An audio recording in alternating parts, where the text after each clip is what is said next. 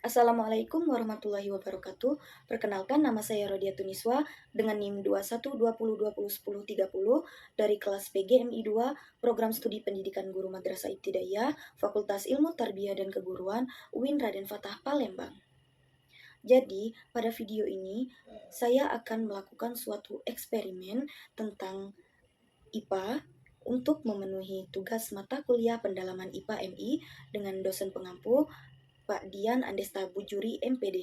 Jadi, pertama-tama sebelum melakukan eksperimen, saya akan menjelaskan terlebih dahulu mengenai bagian-bagian dari tumbuhan beserta dengan fungsinya. Bagian-bagian dari tumbuhan itu yang pertama ada akar, selanjutnya ada batang, selanjutnya lagi ada daun, dan yang terakhir ada bunga. Jadi, yang pertama saya akan menjelaskan pengertian dari akar beserta dengan fungsi-fungsinya. Akar merupakan bagian tumbuhan yang berada di dalam tanah dan berwarna putih kekuning-kuningan. Akar itu ada dua jenis, yaitu akar serabut dan akar tunggang. Akar serabut merupakan akar serabut kecil yang tumbuh pada bagian ujung dan pangkal akar. Akar serabut terdapat pada tumbuhan biji berkeping satu atau monokotil. Contoh tumbuhan dari monokotil seperti jagung, padi, dan tebu. Yang kedua, akar tunggang, yaitu akar yang tumbuh lurus ke dalam tanah sebagai akar pokok. Akar tunggang oleh tumbuhan biji berkeping dua, yaitu seperti kacang-kacangan. Fungsi dari bagian akar yaitu yang pertama untuk mengokohkan berdirinya tumbuhan di atas tanah. Yang kedua untuk menyerap air dan unsur hara dari dalam tanah dan menyalurkannya ke batang. Yang ketiga, menarik bahan makanan dari batang. Yang keempat, berfungsi untuk fotosintesis dan pernapasan pada beberapa tumbuhan. Dan yang kelima, pada beberapa jenis tumbuhan, akar ini berfungsi juga sebagai tempat penyimpanan makanan. Bagian tumbuhan yang kedua yaitu batang. Batang ini merupakan poros tumbuhan. Semua organ lainnya itu bertumpu dan tumbuh di batang. Batang itu dapat digolongkan menjadi tiga bagian, yaitu batang berkayu, batang basah, dan batang rumput. Fungsi bagian batang ini yaitu yang pertama sebagai tempat menempelnya daun dan bunga, yang kedua sebagai tempat penyimpanan makanan, dan yang ketiga sebagai sarana pengangkutan air, zat makanan, dan bahan lain-lainnya. Bagian tumbuhan yang ketiga yakni daun. Daun merupakan bagian tumbuhan yang komposisinya itu paling banyak daripada yang lainnya. Pertumbuhan daun selalu mengikuti arah datangnya cahaya matahari karena digunakan untuk fotosintesis. Tumbuhan hijau biasanya mengandung klorofil atau zat hijau daun. Klorofil daun ini membantu menangkap sinar matahari. Bentuk daun umumnya itu pipih, lebar, berwarna hijau, dan memiliki ragam bentuk yang paling banyak dari organ tumbuhan yang lainnya. Fungsi bagian daun ini yakni yang pertama sebagai tempat terjadinya fotosintesis untuk membuat makanan, yang kedua sebagai tempat terjadinya pertukaran gas untuk respirasi, dan yang ketiga sebagai tempat pelepasan air ke udara. Selanjutnya, bagian tumbuhan yang terletak paling atas yaitu bunga. Bunga ini terdiri dari beberapa bagian, yaitu tangkai dasar bunga, kelopak, mahkota, benang sari, dan putik. Fungsi bagian bunga ini yakni yang pertama sebagai alat perkembangbiakan tumbuhan, dan yang kedua sebagai alat pengikat bagi serangga atau hewan lain untuk membantu proses penyerbukan. Selanjutnya, saya akan melakukan eksperimen untuk menjawab hipotesis yang telah saya buat, yaitu yang pertama, apakah benar terjadi proses pengangkutan air oleh tumbuhan? Dan hipotesis yang kedua, bagaimana proses terjadinya pengangkutan air oleh tumbuhan tersebut? Mari kita simak eksperimennya agar kita bisa mengetahui hasil dari hipotesis yang telah kita buat. Sebelum kita melakukan eksperimen, tentunya kita harus menyiapkan alat dan bahan terlebih dahulu. Baiklah, yang pertama saya akan menjelaskan alat-alat yang kita perlukan terlebih dahulu. Alat yang kita perlukan itu yang pertama ada pisau, yang kedua ada sumpit, yang ketiga ada cup atau cangkir. Selanjutnya, bahan-bahan yang akan kita gunakan yang pertama ada pewarna makanan, yang kedua ada air, yang ketiga ada setangkai bunga, yang keempat ada sawi putih, dan yang kelima ada daun bawang. Baiklah, di sini saya telah menyiapkan bahan-bahannya. Kita langsung saja melakukan eksperimennya. Hal yang pertama yang harus kita lakukan adalah menuangkan air ini ke tiap-tiap cangkir yang ada di depan kita.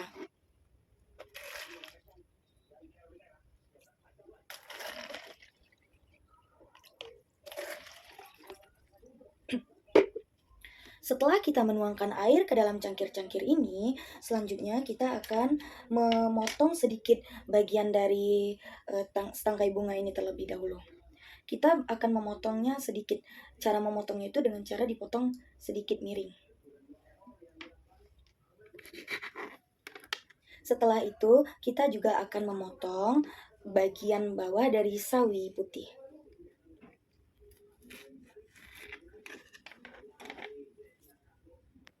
Baiklah, setelah sedikit memotong bagian bawah setangkai bunga dan bagian bawah sawi tadi, selanjutnya kita akan memasukkan pewarna makanan ke dalam 3 cangkir ini. Di sini saya menggunakan 3 warna pewarna makanan yang berbeda-beda. Yang pertama ada pewarna makanan berwarna merah.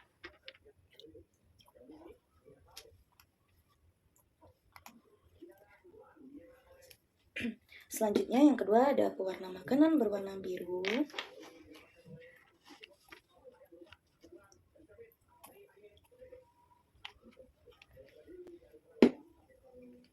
Yang ketiga pewarna makanan berwarna hijau.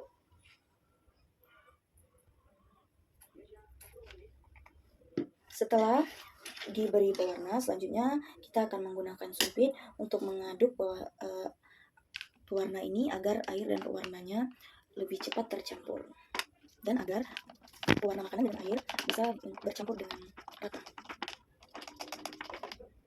Jika sudah selesai, kita bisa keluarkan kembali sumpit-sumpitnya. Lalu kita masukkan setangkai bunga, sawi putih, dan daun bawang ke 3 cangkir ini. Yang pertama saya akan memasukkan setangkai bunga ke warna biru. Untuk daun bawang akan saya masukkan ke warna merah. Dan untuk daun sawi putih akan saya masukkan ke warna hijau.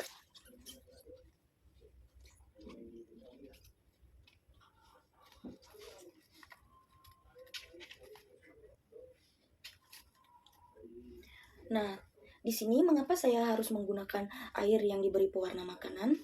Agar kita itu bisa mengetahui apakah terjadi proses pengangkutan air oleh tumbuhan apabila daun bawang, setangkai bunga, dan sawi putih berubah warna menjadi warna-warna seperti yang ada di dalam cangkir ini. Contohnya, jika daun bawang berubah menjadi kemerah-merahan, berarti kita dapat membuktikan telah terjadi proses pengangkutan air oleh tumbuhan tersebut. Tapi untuk sekarang belum terbukti ya. Maka dari itu kita harus menunggu kurang lebih 5 sampai dengan 6 jam agar tumbuh-tumbuhan ini dapat menyerap air yang berwarna ini. Baiklah, sekarang mari kita lihat hasil dari eksperimen kita yang telah kita lakukan beberapa jam lalu.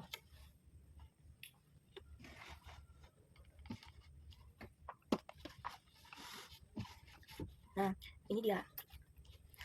Di sini kedua tumbuhan ini, yaitu daun bawang dan juga setangkai bunga ini, dia tidak mengalami apa-apa, tidak mengalami perubahan warna dan sebagainya. Mungkin karena tangkai bunga yang saya gunakan ini sudah kering. Terlihat jika kita memegang akarnya ini sudah sangat keras dan terlihat sudah sangat kering, sehingga mungkin dia tidak bisa menghisap secara maksimal lagi. Sedangkan daun bawang ini sendiri, dia terlihat bisa menyerap air, tetapi memerlukan waktu yang cukup lama. Jadi mari kita buka satu persatu dulu ya. Yang pertama dari setangkai bunga dulu.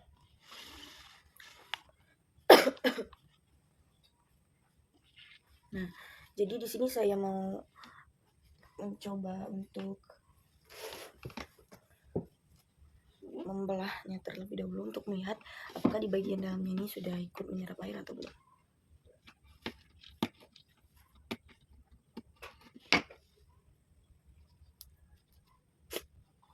Padahal sudah terlihat di sini dia bagian dalamnya sudah sedikit membiru, tapi seperti yang sudah saya katakan tadi, ini sudah terlihat sangat kering.